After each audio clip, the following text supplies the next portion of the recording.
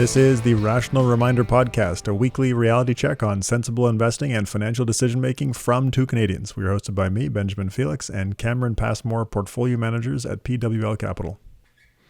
Welcome to episode 195, if you can believe it. So I'm curious, Ben, new house, first time going through spring. Do you have any sort of household spring rituals as a new homeowner? No. It's a little early for a ritual, isn't it? Wouldn't that have to happen multiple times to be a ritual? But no, I don't have I guess anything. so, but to kick off your annual, like normally springtime, get gardens ready and stuff, but... it's still winter I'm at my house. Like, I don't know what it looks like over there. I've still got snow on the ground, and it was like freezing yesterday.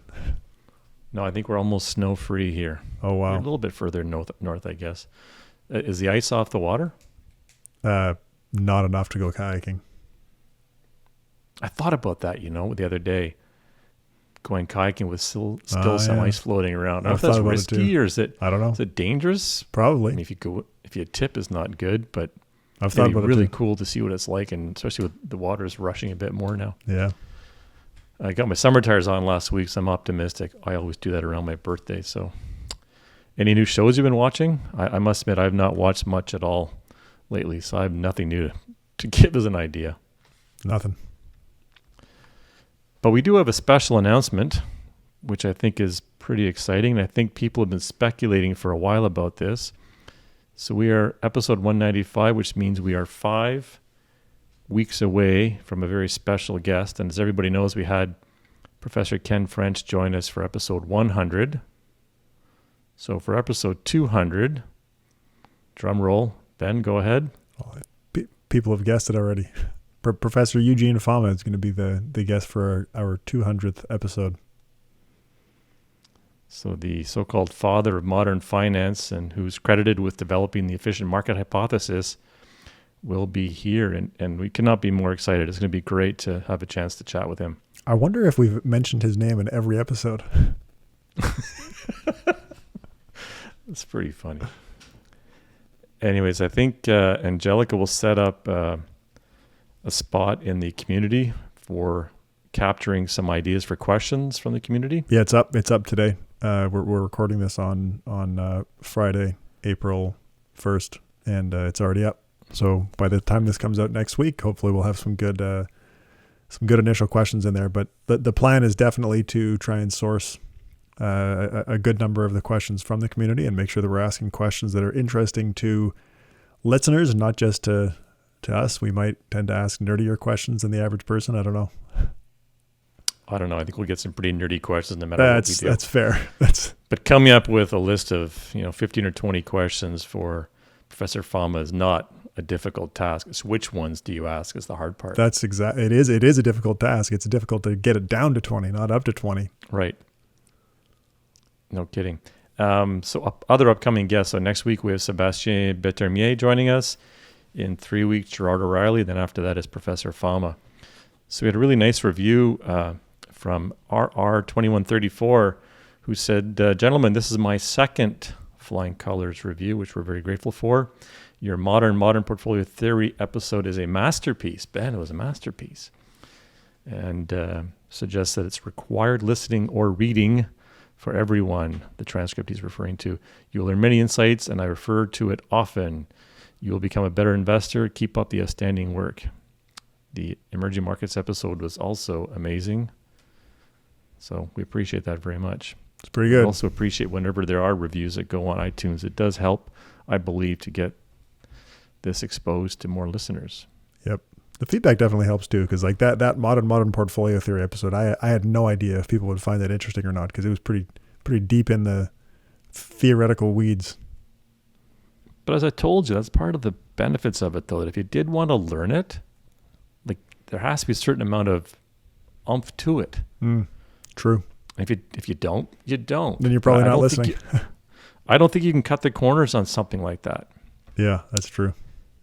Anything new from the community? No, our main topic today actually came from the community, so I won't spoil it. But when we get there, we can talk about it. Cool. As always, connect with us on LinkedIn. I love hearing from people on LinkedIn, hearing from people all over the world each week, which is very interesting. We're both on Twitter. Rash Reminders on Instagram. And last week you got to see Morris, Ben's cat. Yep. Never thought I'd have a cat. Grew up with dogs. Full convert. I would never, never even imagine having a dog. I wouldn't have had one anyway. I got enough kids to take care of. But like growing up as a dog person, I viewed myself as a dog person. Never thought I would have a cat. Now that I have a cat, I don't understand dog people anymore. Full on convert. And what's also funny for people who are, I'm guessing, maybe 40 years old or older, because you didn't get the reference to Morris. I said, oh, so cool you picked Morris. Ben didn't even know who Morris the cat was. So for people who know that cat food commercial from the 70s, I think, when we looked it up, Morris the cat was a very famous cat, but you just got it randomly on your own. So that's pretty cool. Yep. Update from Angelica on the reading challenge. We now have 427 participants. Wow. Still lots of time to join, which is cool. Almost 1,000 books read. Almost 1,500 badges have been earned. I know a bunch of people have gotten badges to buy merchandise at discounts, and those orders are coming through, which is super cool.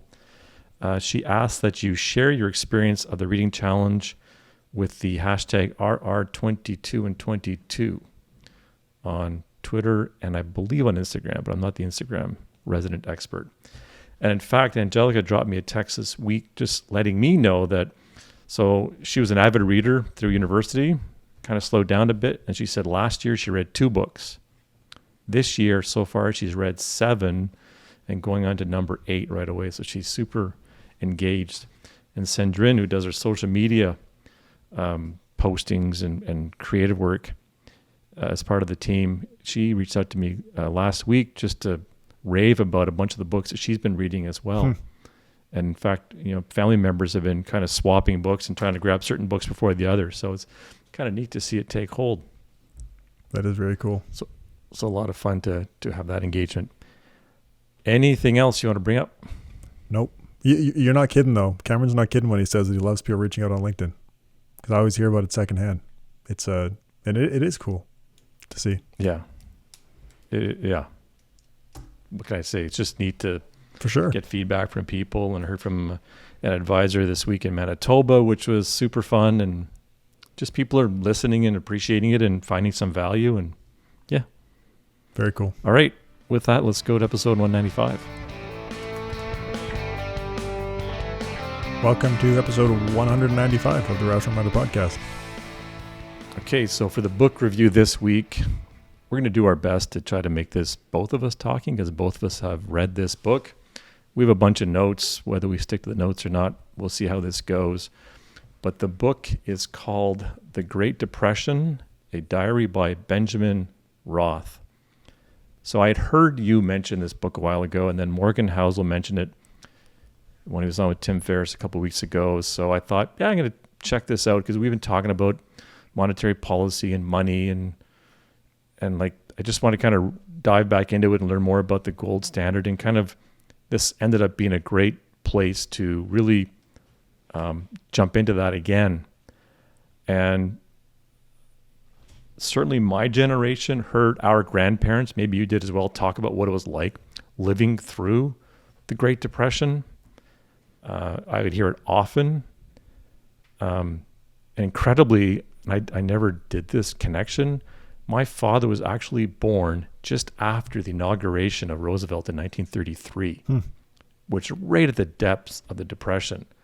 And he was like the 4th of 6 kids. So I can only imagine what my grandparents lived through that time, having 6 kids living in urban Montreal. It's just unreal. I regret now never having the insight to sit down and ask them about that. I guess I was too young. But anyways, this is a book which is a collection from the financial diary of an attorney living in Youngstown, Ohio, named Benjamin Roth. And I tell you, it paints an unbelievably vivid picture in his words of what it was like during this absolutely brutal economic period. But I think if I remember correctly, one of the differences in this perspective, not only in its vividness, but also the fact that the Benjamin Roth that wrote the diary was a sort of middle class businessman, like a lawyer, I believe. He's a lawyer. And that perspective is very rare. You can find stories about the wealthiest people and the poorest people during the Great Depression. Yep. But this is a guy who is still carrying on a law practice, or trying to, and had the means to be investing in stocks. So it's a very unique perspective on that. And he said, as he called himself, a professional man. Right. He talked about other professional men, which is the wording is interesting. But he's an incredibly astute observer. You know, he learned lessons about investing in monetary policy and ended up transcribing this diary for over a decade, which was much longer than he ever anticipated. And you really appreciate reading this, that how nascent monetary policy was back then. Like, it wasn't nearly as evidence-based, I think it's safe to say, as it is today, in terms of how this was where the evidence came from. This is right. Like some of the foundational papers on modern monetary policy came from studying what happened in the Great Depression, what went wrong, what in the monetary policy response. That's where the data come from. And then to go back and link it back to World War I, you know, as he said, this is a quote, while the World War raged in Europe from 1914 to 1917, we had unparalleled prosperity in U.S. stocks and bonds. Of war industries soared. Millionaires were made overnight. Then he goes on to say, from 1919 to 1921, we had the greatest real estate boom of all time because 2 million soldiers were released from the army, got married, and established homes of their own. And then from 1922 to 29, America rebuilt Europe. And because of this, we had here the longest and wildest period of expansion and speculation ever seen. And he talked about how many people margined and borrowed to buy more real estate and buy more stocks. And then it all came crashing down in October 1929 and went on until the summer of 32. And by 1932, as he said, good stocks and bonds were selling at 5 and 10% of their 1929 prices. Can you imagine? No, no. Frankly, that would be devastating. So he talks about bank failures, and the country was on the gold standard then, so people were hoarding gold. This reduced gold deposits, therefore reducing the amount of money supply. And then in 1932, all of Europe seemed to collapse, and people realized that the Depression had just started and would be many years before the normal period of 1929 would return. After that, 44 European countries went off the gold standard, and he says worthless currency was issued. And then changing government from Republicans to Democrats in 1932. You kind of think back to our conversation with Lubos Pastor, right? And that's debatable, of course, the worthless currency being issued. That's, I think, a foundational misunderstanding of the nature of money. And I mentioned earlier that the research on monetary policy that comes out of the Great Depression, a lot of it looks at that. There's a famous paper that looks at the economic recoveries of countries that went off the gold standards and those that did not. And the ones that went off the gold standard had much more robust recoveries. Because? Presumably because they were no longer on the gold standard and they were able to expand their money supply. Right, because you weren't linked to gold. Correct. And there wasn't this fight because consumers are fighting for gold to protect to hoard the gold themselves, to protect their buying power. And banks want the gold to get enough money to implement monetary policy. Yeah, well, you end up... That's the tug of war that was going on. And there's a massive deflation, right? Like, that's one of the things that happened in that period of economic history. It wasn't... There was a market crash. When you correct for deflation, the market crash wasn't actually as bad, and the recovery was a lot faster. I often hear this statistic that in 1929, it took the U.S. market 25 years to recover back to par, back to where you were when the crash happened. But it's a statistic based on looking at a price-only index. I think the Dow Jones index, not including dividends, and it's not inflation or deflation adjusted. But when you adjust for, I don't know if I can remember these numbers. Like when you adjust for dividends, the recovery happens in 15 years or 12 years or something like that instead of 25. And if you adjust for deflation, the purchasing power, you recovered within 7 years from the crash. Anyway. Anyways, he talks at length about the New Deal that Roosevelt came out with, which was implementation of a bunch of new programs and relief programs for unemployed, such as Social Security and Farm Security Administration. He goes on to say, inflation, I am told, the managed economy of the New Deal has eliminated future booms and depressions, but I do not believe it. I'm afraid that during the next few years, we will see some form of inflation. He also goes on to talk about lessons learned in terms of what to do with investments. He says, it has always been interesting to know whether in the long run, the speculator in stocks who bought and sold frequently made more money than the plotter who bought stocks and held on. This story is told of a young couple who used the following plan. So they started saving 10% of their earnings in 1915 and bought little by little. They never speculated or sold and knew nothing about the stock market. In 15 years, the original $5,000 was worth $100,000 because of dividends, stock splits of the original stock. This seems to be the sound rule for obtaining wealth, but it requires patience, which few possess. So he developed his own rules. Live on less than you earn and save at least 10%. Invest, don't speculate, so that none of the principal is lost. Reinvest the earnings. And never sell good stocks unless the price is above its intrinsic value.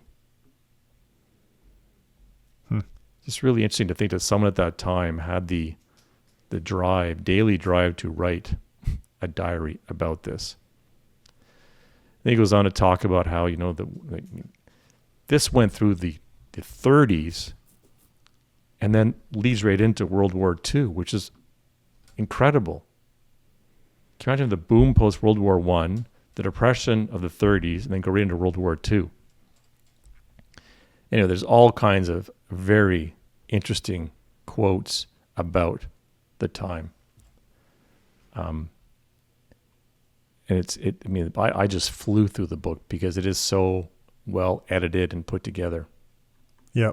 One of my big takeaways when I read it, which was a while ago now, was that kind of like stuff goes on. Things keep going. There was this massive economic catastrophe, but when you read it from Benjamin Ross' perspective, it's like things were hard, but people were still living their lives just differently. That was one of my big takeaways. It's like the world doesn't end. It wasn't. I don't know. And I went back and finished off Colin Roche's book, Pragmatic Capitalism, after reading this. And it kind of bookends each other, which gives you an appreciation, because he talks about in that book how you need this Federal Reserve central bank model of monetary policy, because left on their own, the competitive marketplace will end up going too far on its own. So you need some sort of correcting mechanism. And that's what the point is of the current monetary policy model, is monetary policy to stimulate when needed and pull back and try to manage it to help self-correct what the markets will do on their own. And here's a perfect example of it. Yeah. Well, you look at what led to the Federal Reserve. Well, it was private money and a fragmented financial system. And I don't remember the exact story, but some wealthy individual was required to come in and be the lender of last resort to stop a financial collapse. And that's when they decided they had to centralize the financial system. So I think we both highly recommend this book, safe to say. It's a really good book for some historical perspective, definitely. I want to very quickly mention another book, which was suggested to be by Luke on Twitter. It's called The Bond King, How One Man Made a Market, Built an Empire, and Lost It All, by Mary Childs. So this is a story about Bill Gross, who is famous bond trader for decades at PIMCO. Larger-than-life character. I mean, so many of us in the industry read his newsletters all the time. He was on TV all the time, very, very high profile type personality, always had the great sound bites. I knew he was eclectic, to say the least. For those who followed the news recently, he's had these crazy battles with his neighbor at his home, like playing loud music in speakers on his yard pointed towards his neighbor. And these are like $30 million homes or something. Completely crazy story. I think it was finally just settled. For anyone in our business and is interested in the Bill Gross PIMCO story, this is an excellent read. the author, I can't imagine how much work Mary Childs must have done to interview all these people and triangulate all the stories to try to make it as accurate as possible. It was simply an incredible work about Bill Gross's career. Wait, so what does it mean that he lost it all? What did he lose? That's an interesting question, because I thought about that. He didn't lose any of his money because he is exceptionally wealthy. He's a multi-billionaire. But I think what she's referring to is he lost his career was pretty bruised at the end, because he left PIMCO in the end and went and joined Janus, and that didn't go the way they had thought. So I don't think he had kind of the swan song from PIMCO that he had hoped for. He's a very unique personality. Arguably, that's the kind of personality you need to be an active bond trader. But what was really interesting is that his character and his personality and his strength and the amount of assets he managed got him in positions where he was able to actually, my interpretation from reading the book is he was able to manipulate the media and the issuers of bonds enough to kind of capitalize on that. So there's some things that didn't quite seem proper that went on, and she talks about that at length. Mohammed El-Arian, another high-profile name in the investment space, they talk about him, coming back to the firm and having a falling out and lots of fights. So it's a great business book for people who are interested in, profiles of business people. So even if you're not into bonds or investing, it is a really good read. Massive bond shop, a multi-trillion-dollar bond shop, made huge trades. Arguably had a bit of a free ride because interest rates fell during his entire career, so it made it easier, but still he had years of spectacular returns and incredible business success. So another recommended read for you. Okay, on to some quick news stories.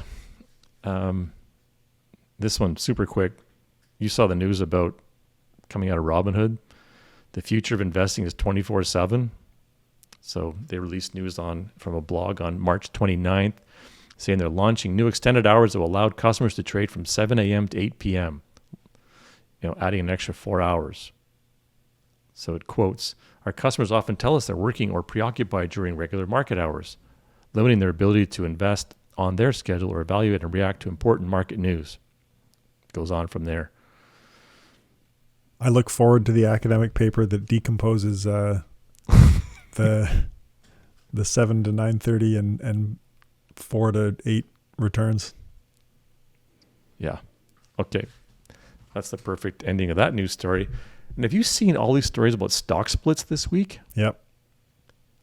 I don't know what to make of it. Like, it doesn't make a ton of sense, but shares are popping based on this. Like, Tesla announced an unknown split. Google and Amazon are doing each a 20-for-1. I saw this morning GameStop announced they're planning a stock split. The stock jumped 15%. None of these shares are on the Dow index, so it doesn't impact like they're weighting in an index at all. Playing the sentiment game? Who knows? I don't know. We'll see how that all plays out. Okay. Next story. I just wanted to mention quickly, Wealthsimple, and I know we kind of pick on them a lot, but they just market so aggressively. It's so in your face. You can't ignore it. Huh? You have to. Yeah. They made some changes to their portfolios recently, and I think they changed, like, I couldn't find the actual holdings anymore. You used to be able to find that on their website, but it seems like they've changed it around, so you can't see the exact allocations to ETFs anymore, which was, I don't know, kind of annoying, because I used to like being able to dig into that. But anyway, so they say right on their website that research has proven that passive investing, tracking the market over time using a diversified portfolio, is the most reliable way to grow your money over the long term. That's been their message forever. That is true. And I think this is why it's so interesting to kind of pick on when they make portfolio changes, because that has been the foundation of their business, and it's still right on the front page of their website, but they're not doing it, which is why it's so interesting. So in 2019, they released a document. We talked about this on the podcast back when it happened in an earlier episode. They increased exposure to longer duration bonds, because they said that increases the risk contribution of bonds to balance out equities, kind of a risk parity type idea. At that time, they also added inflation-protected bonds through TIPS. They reduced or eliminated exposure to corporate credit to improve performance in recessions, they said. They shifted part of the equity allocations to minimum volatility strategies to reduce the equity risk in the portfolio. Presumably they mean like market beta risk. And moderating exposure to the largest companies. I guess it didn't have a cap weighting scheme maybe, or maybe it overweighted smaller caps. I'm not super familiar with the Minvol product that they used. They also reduced the domestic bias to Canadian stocks and increased exposure to international stocks, including emerging markets. This is all 2019. Do you know Canada is like whatever, up 1% or something year to date, and US and international markets are down almost double-digit negative percent? Not quite. Oh, Canada's up even more than that. Canada's very strong year to date. Year to date, more than up 1%? I'll take a look. You keep talking, I'll look it up. In 2020, we also picked on this when it happened. They added gold. They swapped out TIPS. So I mentioned they added TIPS. They swapped out TIPS and added gold in 2020. And their statement at the time that we picked on was that gold has a reliable relationship with inflation over the very long term, which is true over hundreds of years, which is usually irrelevant to investors. And it's true in the historical data. So they said that they hold it to replicate the inflation hedging parts of our fixed income allocation that no longer offer the potential for diversification or return. The gold holdings we've added are a very small part of our portfolio. Okay, and then most recently, March 2022, they reversed some of the changes that they had previously made. So they dropped the world low volatility ETF for an ETF that incorporates factors like quality and momentum. And it wasn't clear what that ETF was because I couldn't see their detailed holdings. They went back to aggregate bonds instead of a barbell bond portfolio. So they got rid of the long-term bonds that they had added, which was in September 2020, I think. So that's another pretty big change. And they said in their commentary that with the change, there will be about as much fixed income risk in the portfolio as before. It will just be sourced from different bond ETFs. I don't know how true that is because they kind of went from a barbell long-term and short-term bond to an aggregate bond. But you can have two bond portfolios with the same duration, but they can have different convexity, and bond portfolios with different convexity will respond very differently to changes in the yield curve. I have the Canadian returns if you want. XIU, which is the TSX 60, year-to-date to March 31st, up 3.44. XIC, which is the composite, up 3.88. A couple of dimensional funds, which have the smaller value tilts. Year-to-date, the core, up 8.46. Jeez. The vector's up over 10 year-to-date. I wonder why I had 1% in my head. Maybe that was the end of last month. Yeah. But compared to like the U.S. core, for example, I'm just looking at the dimensional site. So year-to-date, Canadian core up 8.4. Year-to-date, U.S. core in Canadian dollars down 5. Whoa. So 13% spread, almost 13.5% spread. What's cap-weighted U.S. down, though? Got to get that in there, too. So dimensional core was down 5%, you said, year-to-date? Down 5 year-to-date. Oh, I got to get the cap-weighted. Here we go. Oh, that's end of February, though. iShares hasn't updated their website. Anyway, the reason that I was asking about the returns is that XSP down 473. Okay. S&P 500 hedged. Okay, hedged. The reason that I brought up the Canadian returns is because Wealthsimple said that they reduced their home bias, and of course it's just noise, but Canada has been very nice. The Canadian overweight has been very nice for our portfolios this year. And not just the Canadian overweight, but the Canadian tilted overweight. Like you said, was that Canadian Vector that was up 8%? No, Vector was up over 10.4. Oh, that's wild. That is wild. As they say, you never know when the returns are going to show up. Got to stay in your seat. Yeah, seriously. And actually, we'll talk about Canada. I said a boot so hard there. We'll talk about Canada. A boot? About Canadian returns in a different part of the podcast too. Anyway, so Wealthsimple's reallocations are they really look to me like a class of active management. I mean, they're anticipating what securities make sense based on the market conditions, and they're making active changes, which seems to be counter to their pitch on their website, which is that you should just passively own the market. And I think I saw this in Personal Finance Canada Reddit, where someone was complaining about how Wealthsimple is changing the portfolio again, and they're going to switch out to owning asset allocation ETFs instead because they're tired of all these changes. But it doesn't make any sense to me. I don't know. And that's how I found out about it last time too, is that somebody posted on Reddit complaining like, oh, Wealthsimple did this thing into gold, and then the gold dropped, and like, look what happened. Why are they doing that? It just doesn't make any sense to me. Oh, that doesn't make sense. Yeah, to me, go buy VGRO or VBAL or something, or IBAL. Like, that makes a 22 basis points or something.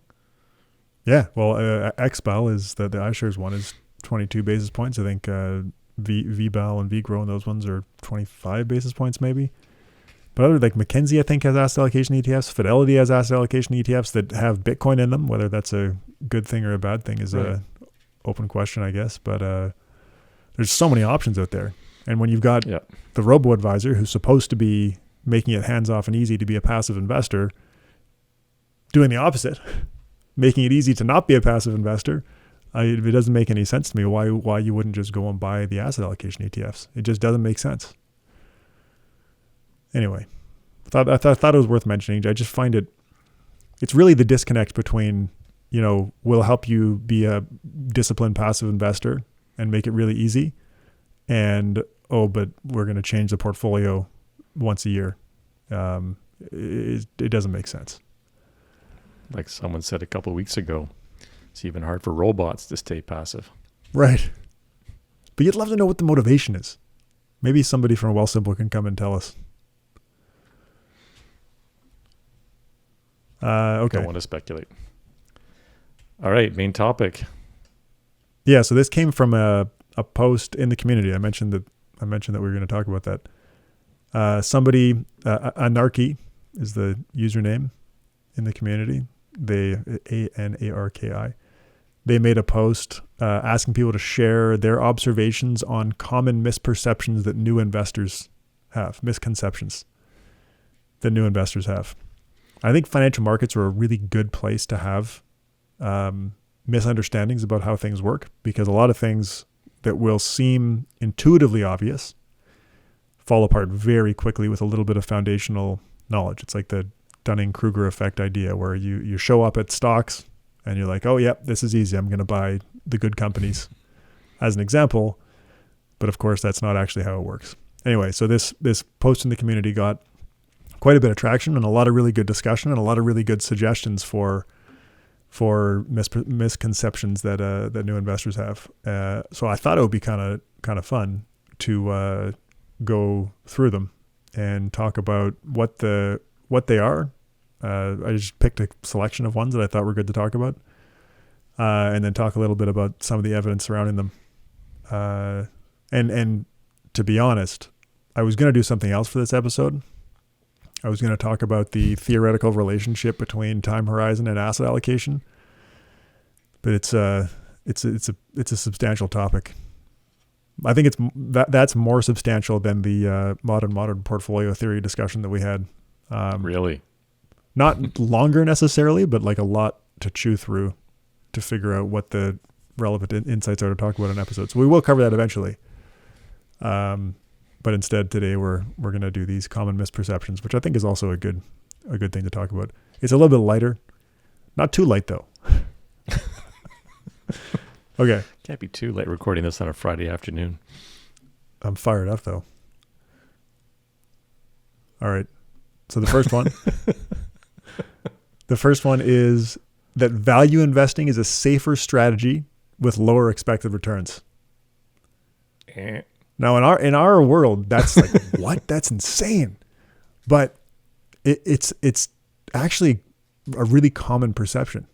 Absolutely. Yeah, which is fascinating, right?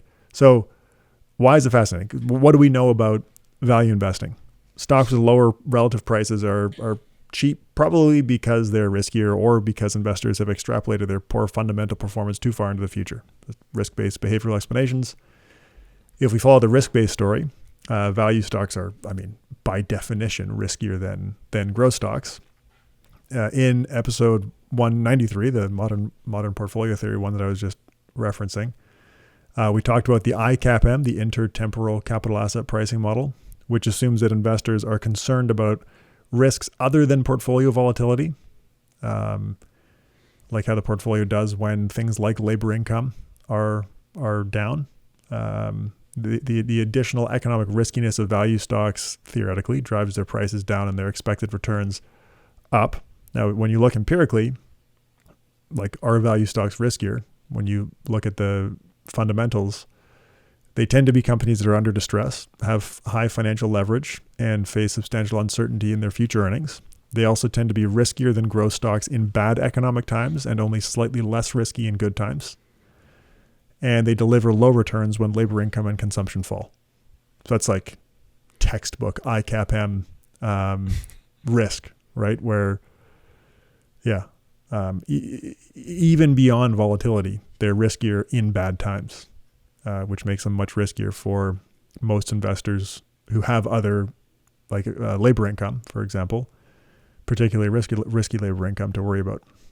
So, like, economically, from the perspective of anything, volatility, when the volatility shows up, theoretical risk-based asset pricing, even empirical holdings of, like, investors who have more exposure to risky labor income, yes, they tend to tilt away from value stocks. So it's kind of like, no matter how you want to look at it, you can make a very strong case that value stocks are riskier. I took just for a fun little example, I took the 429 months from 1926 to 2021 where U.S. growth stocks had negative returns. The annualized return of value stocks in those negative growth months had negative returns that were 10% lower than growth stocks. Wow. Yeah. So it's just, I guess, an example of value stocks doing worse when stuff's going bad.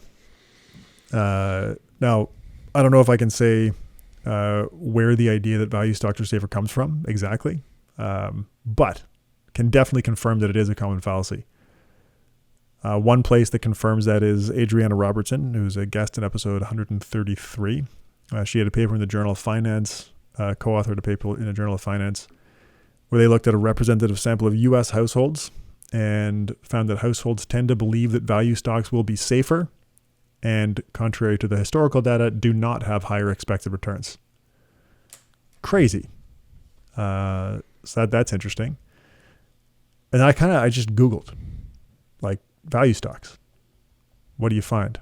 First page on Google, a blog post on Fidelity's website. Fidelity, the $4.2 trillion asset manager, right? Credible source, you would expect, as maybe a new investor, maybe an investor in Fidelity's funds, who knows? So they explain on their website that value stocks are less risky. They have already proven an ability to generate profits based on a proven business model. Stock price appreciation isn't guaranteed, though. Investors may have properly priced the stock already. Explicitly, they say that value stocks are less risky. Okay. I can see where this misperception might come from. Misconception. So that's sort of at odds with the research in general, and also with the Fama and French's migration paper. Stocks that stay in the value and growth portfolios from one year to the next contribute 1% to the value premium for small stocks and 1.7% for big stocks. So that's the migration paper showing, like, sometimes value stocks become neutral or growth stocks. They migrate from the value portfolio to the neutral or growth portfolio. And they're trying to decompose, where does the value premium come from. So some of the value premium comes from value stocks that stay in the same portfolio, they tend to have higher returns than growth stocks. So that's an important takeaway from the migration paper. But the big one, plus transitions, contribute 3.5% more per year to the excess returns of value portfolios than they do to the matching growth portfolios. So stocks that go from value to something else is a huge portion of the value premium in the historical data. And those plus transitions are happening more frequently for value. Minus transactions are a drag on the excess returns of growth portfolios, particularly in small stocks. They contribute 5.1% per year to the small stock value premium and 1.2% for big stocks. So basically not what Fidelity said. Which is, it's interesting to see. But you can definitely see where the perception that you're going to get low stable returns comes from when Fidelity is saying something like that. They clearly haven't read the migration paper. And I always looked at the Motley Fool because, I know them to be another credible source of quality evidence-based information. That was a joke. They're typically not that, unfortunately. We picked up on that. Yeah. So on the Motley Fool website, again, on a post about how do you choose between value versus growth stocks, they say value stocks don't have flashy growth characteristics. Company-considered value stocks tend to have steady, predictable business models that generate modest gains in revenue and earnings over time. Value stocks may look more attractive if you seek out these characteristics. I didn't actually put what characteristics I was talking about there.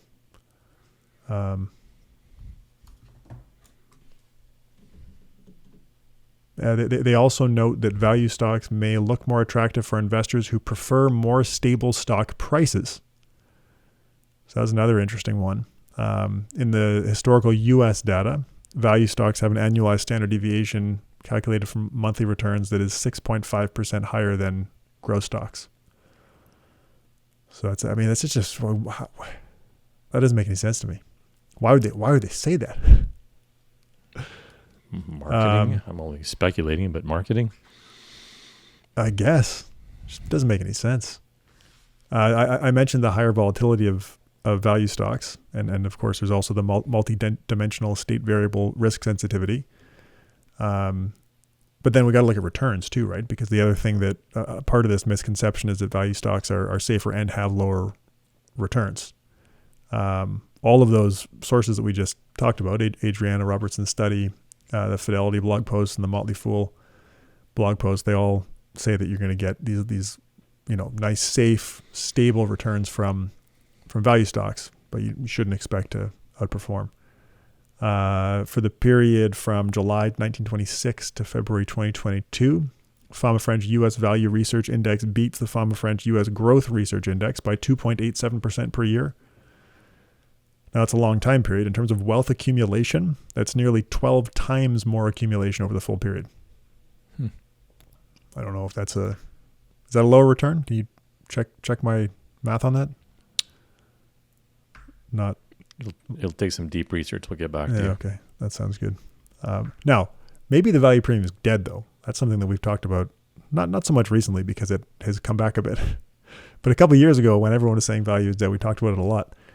When you look at the post-1993 data, which is where Fama and French really popularized the idea that value stocks had a premium, from then until February 2022, the U.S. value premium has been an annualized negative 0.35%.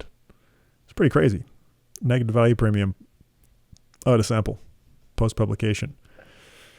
So maybe value's gone. But then you look at emerging markets over the same time period. Because you kind of think if value died in one place, it would probably die everywhere else too.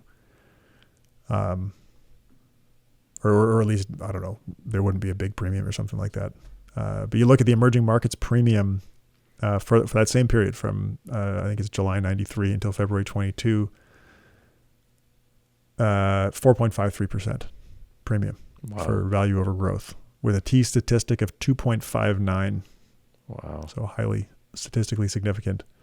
Now, for international developed data, I don't know why, but the Fama French index is not updated to February. It's updated to December. So from July 93 to December 2021, International developed value beats growth by 2.72% annualized over the full period. A T statistic of 1.75 in that sample. Now, if you look like using the MSCI indexes, the EFI value versus growth up until February, I guess I would, if I pulled the data, I would have March now too, but I didn't look. EFI value beat growth by 10.3% in January 2022 and 0.9% in February. So that if we extended that a little bit more, the average premium would be a bit higher and the T-stat would be a bit closer to 2. Anyway, I don't think the value premium has gone away. Seems unlikely. Even it's crazy to look at the annualized U.S. premium. If you look at December 2021, it was like negative 1%. And then just in the last 2 months, over the full period, the annualized difference has changed by almost 70 basis points. Improved by almost 70 basis points. Crazy how quickly that stuff happens, which is something we've talked about in the past.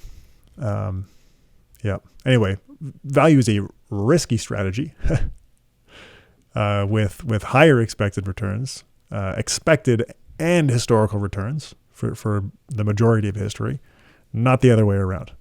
So that's definitely a big misconception. I knew about it from Adriana Robertson's paper. I was kind of like, when I found it on the Fidelity and Motley Fool websites, I was like, really? That doesn't make any sense. Anyway, another big one on value investing is that value investing requires the Buffett-Lynch, Warren Buffett, Peter Lynch, stock picking, discounted cash flow analysis, buy what you know, all that kind of stuff. I think that's another big myth out there about value investing, that you kind of have to be in the financial statements, running your own DCF analysis to figure out what the fundamental value is. I mean, you even hear that in Benjamin Roth's diary, not to sell things if they're below their true value or whatever he says. Yep. And of course, that the implicit assumption there is that market prices are incorrect. If prices are correct, we don't need to do any manual analysis to know what's cheap because prices contain all of the information that we need to make that assessment. I think this one might be related to the perception that value investing is safer, because if you go and do your DCF analysis and you feel really comfortable with the company, you feel like you've got a margin of safety built in based on your own DCF valuation, I can see that leading to the perception that value stocks are safer or more stable. Now, this isn't a whack job idea. It's what Ben Graham and David Dodd taught and wrote very well-known books about. And people like Brad Cornell, who is a guest in episode 151, he still abides by the same general thinking, and Warren Buffett too. And Brad Cornell kind of explains his thinking in that episode. But of course, this isn't the only way to do value investing. I think it can be done successfully with a systematic strategy using simple metrics like price to book in the case of how Dimensional does it. Ideally combined with some kind of profitability or quality metric to avoid investing in value traps, which is like a company with a low price because of low expected cash flows, not because of a high discount rate. Controlling for profitability can make that go away, or at least reduce its incidence. I think Warren Buffett and Brad Cornell would disagree. I mean, I know that for Brad Cornell because we asked him about this. They would say that you have to do your own analysis to know what the true value of a company is. You can't assume market prices do contain information, because they don't in those guys' view. But I think that's debatable, especially given the record of active management, particularly in value investing. I looked at just the S&P Spiva report for the 20 years ending December 2021. 83% of actively managed large cap value funds trailed their relevant value index. 94% of mid cap value funds trail, and 86% of small cap value funds trail, and 87% of multi cap value funds trail their relevant value benchmark index. So I don't know. I don't see not a whole lot of alpha in there, which is consistent with what we'd expect from active management in general. Now, Buffett's outcome could be a challenge to systematic value investing, but it also could not be a challenge.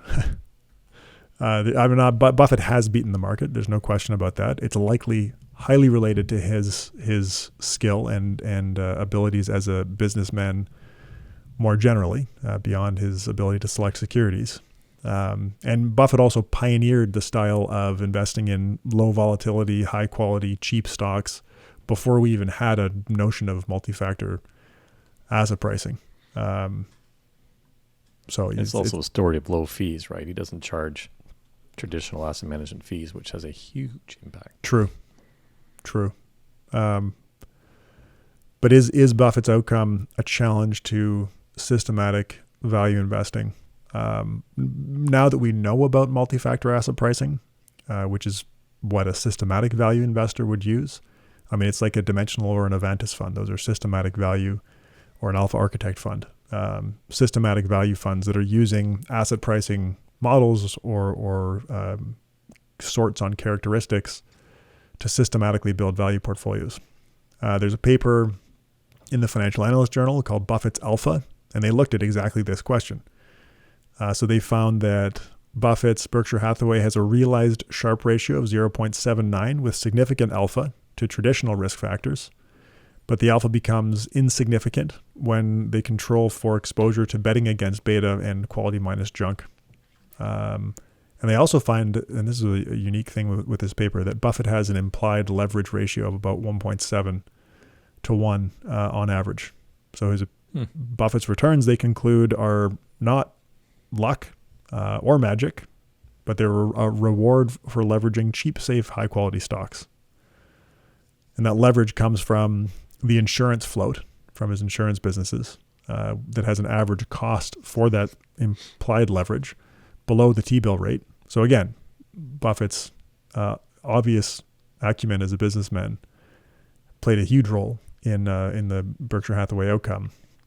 It's not just luck, but he was able to build that strategy, leverage it up, and stick to it. But the interesting thing about the paper is that they did recreate it using a systematic strategy. They identified which factors his performance had been explained by, and they said, okay, let's go recreate a systematic strategy that implements this. And they did that in the data without transaction costs and all that stuff. But they were able to match his historical performance, which is, shows that it's possible. Now, of course, we don't know what the future factor exposure of Berkshire Hathaway is going to look like.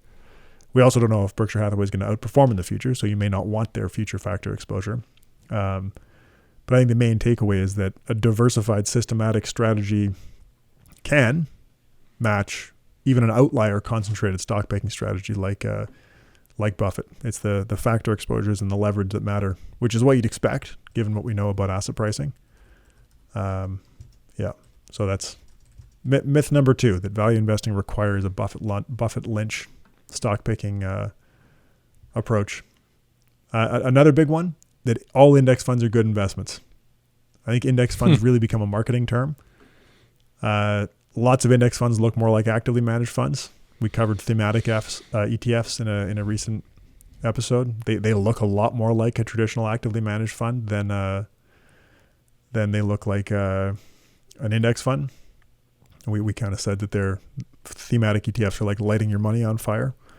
Adriana Robertson, another one of her papers, Passive in Name Only, Delegated Management and Index Investing. They find that fund managers can use the term index fund or the ETF structure more generally to compel investors to invest in products with relatively high fees. Because people see, that wasn't a finding actually, that was their sort of commentary on why they might be seeing affiliated indexes. But all index funds are not good investments. And the other side of that is that not all actively managed funds are bad investments. You look at Avantis and Dimensional, I would call them pretty good investments, but they're actively managed.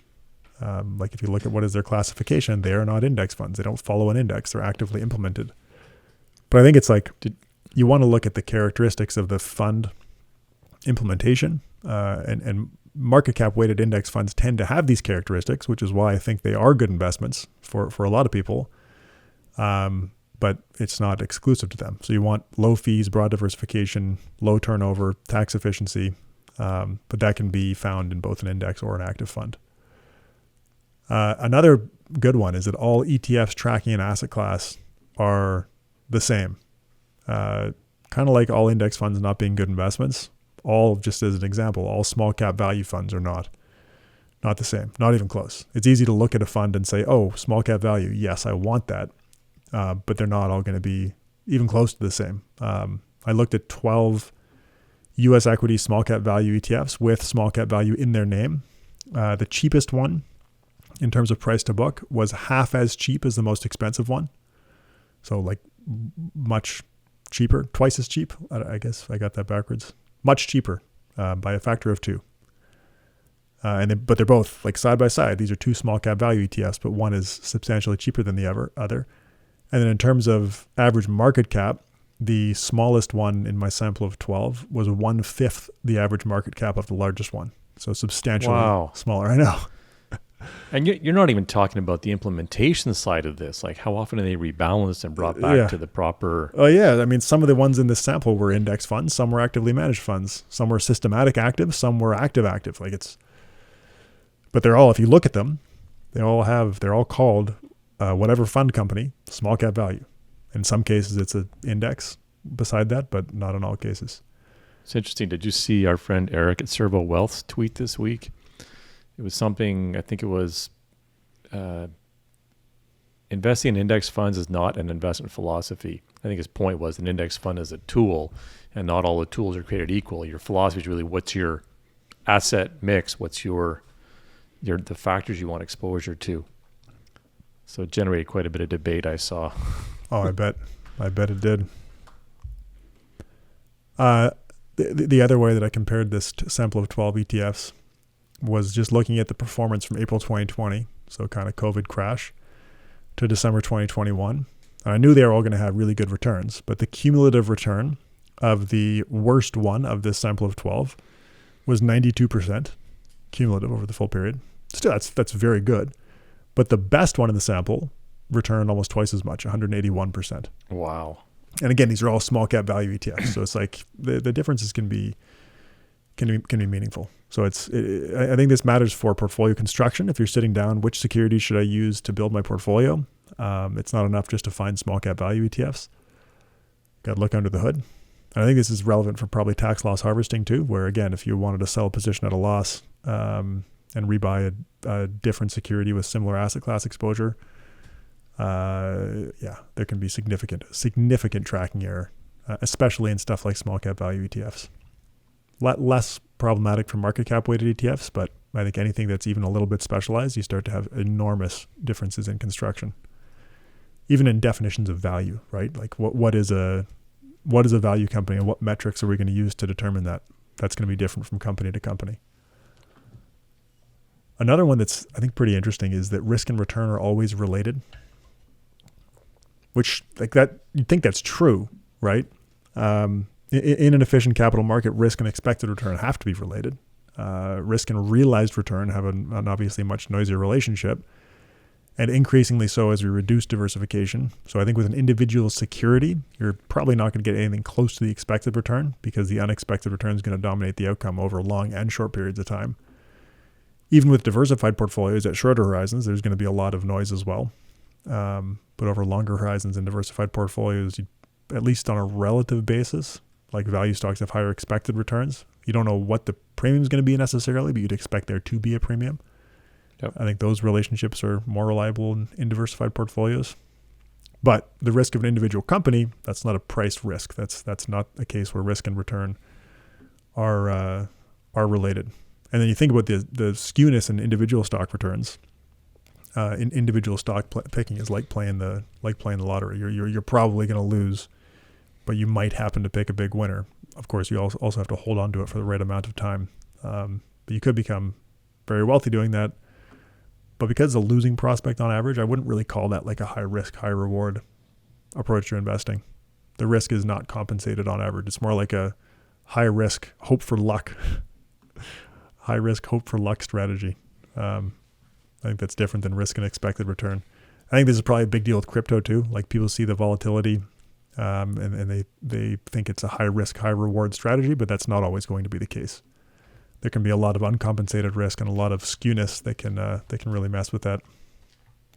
I think that with gold too is maybe another example, although I think people generally get that gold's a low expected return asset, but gold's volatile. People might look at that and think, well, it's risky. It must have high expected returns. But if you think back to the CAPM thinking, all assets are priced based on their mean expected return and their covariance with the market. So to the extent that gold is uncorrelated, you end up with a lot of volatility and a very low expected return. So risk measured by volatility in that case and return are not always related. Good to do a couple more? Sure. Okay. Try to wrap it up in a nice bundle here. Dividend investing is less risky than total return investing. I love this one, as some people know. People really believe this. They really believe it. We spoke actually earlier today with the author of one of these papers, Tobin Hansball. We didn't talk to him about that paper, but he is an upcoming guest.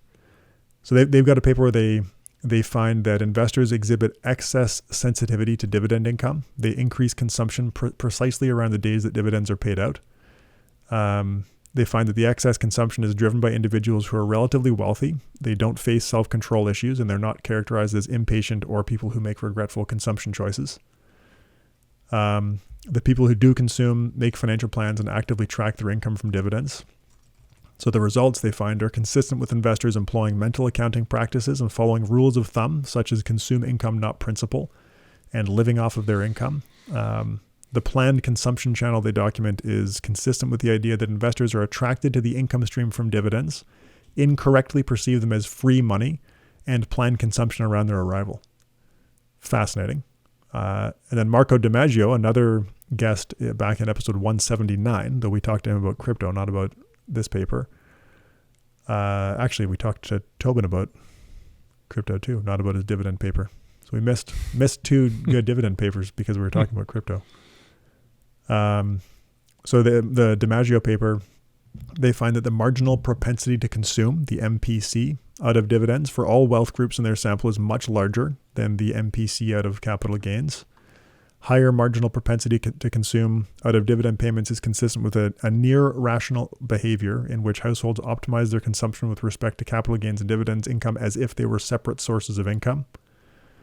And that interpretation is consistent with the free dividend fallacy, where investors view capital gains and dividends as separate attributes of a stock.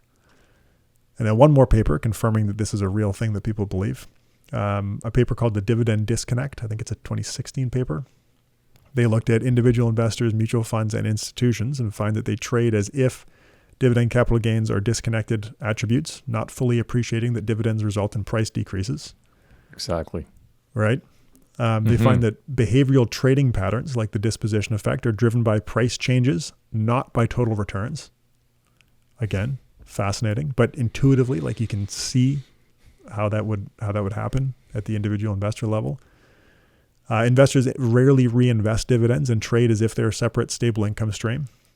Analysts fail to account for the effect of dividends on price. That's wild, leading to optimistic price forecasts for dividend-paying stocks. And this one's also fascinating. Demand for dividends is systematically higher in periods of low interest rates and poor market performance, leading to lower returns for dividend-paying stocks. Because people want the free dividend money. And they end up with lower total returns because they're overpaying for the dividends. It's just wild. Now, why is this a fallacy? Like, are dividends safer? We've talked about the fact that this is a well-documented bias, but are they safer? I did some analysis on this a while ago for a discussion we were having in the Rational Minder community. So I drew on that analysis. I found for 771 30-year periods from July 1927 to November 2021, using a monthly time step, that an investor owning a portfolio of the top 30% of dividend to price stocks from Ken French's website and only spending their dividends had an identical investment experience on average to an investor matching the spending of the dividend investor, but investing in a factor-matched total return portfolio. And I think the difference was it was a 6.4% dividend yield for the dividend portfolio and a 4% yield for the non-dividend portfolio. So the difference, because the spending was identical, the difference was coming out of capital. So if dividends are... What would the tax impact be? I ignored taxes in my analysis, but you would, that depends on your tax bracket, really. In some cases, in low tax brackets, dividends are taxed very favorably. In some cases, you even are in a negative tax bracket. But a higher tax brackets, you're paying a lot on dividend income. So it's going to depend on the tax bracket. Right. And then that alone I think is fascinating. I showed that from a withdrawal perspective and using the dividend income as the spending policy, as opposed to trying to do a fixed withdrawal rate or something like that. Like we're only spending dividends. So if dividends drop, spending for both the dividend and total return investor drop, you're no better off being in a total return portfolio, despite the fact that you're spending capital. I take that to be evidence that factor exposure is what matters and not dividends. Then I also looked at the Vanguard Dividend Appreciation ETF. It's got a negative 5-factor alpha of 61 basis points from June 2006 to January 2022, and a coefficient of determination, which is like how much of the variation in returns is explained by exposure to the factors in the regression, of 94%. So a negative 5-factor alpha. But most of the returns are explained by factor exposure. That's what you would expect if the 5 factors and not dividends explain differences in expected returns. Now, dividend stocks do tend to load on profitability, investment, and a little bit to value, although I think this Vanguard ETF is actually a bit growthy right now. But you can target those factors directly, which is going to be more efficient, lower cost, and better diversified. So I don't think dividends are less risky. They feel so good. They cause good behavior. It's fascinating though, right? I mean, but they do cause good behavior. If you love it, you're going to stick with it.